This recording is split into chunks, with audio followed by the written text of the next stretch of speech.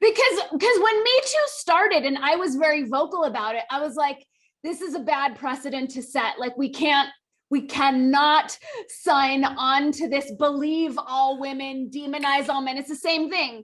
Believe all virus believers, demonize all doubters. It's the exact same frequency. Yeah.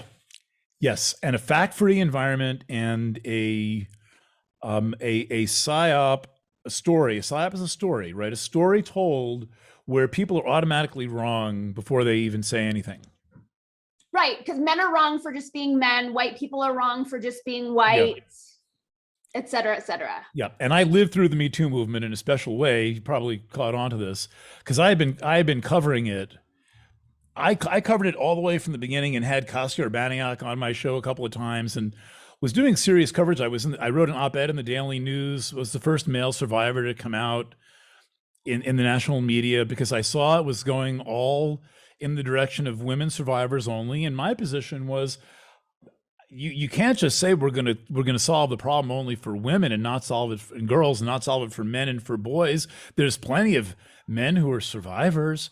So I had nothing to hide, nor any particular need to write the column, except from a public interest standpoint. I was doing the horoscope for the Daily News at the time. My friends were on the editorial page, so I got an op-ed in the paper. Nice. But this started in a relationship where I was a marked man, and then they, after about 6 pieces, they finally came after me and claimed that I was like a bad guy. And right, you're a rapist probably, because that word just means God knows what these days. Well, one of the things they accused me of was asking to pet a dog. And I didn't know that was in Harvey. I was the Harvey Weinstein of the Hudson Valley, but one of the things I was accused was of asking to pet a dog. Now, there's 2 verbs in that sentence, the asking and the petting. So they're trying to say I have bad boundaries, but why wouldn't I just pet the dog if I had bad boundaries? Why am I communicating with the person? And what's that got to do with Harvey Weinstein?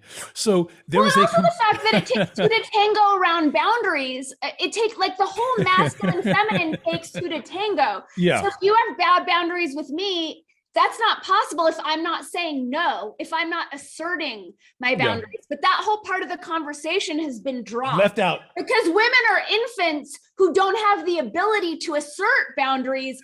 So men as the superior beings have to take care of us and not violate them preemptively. How about that?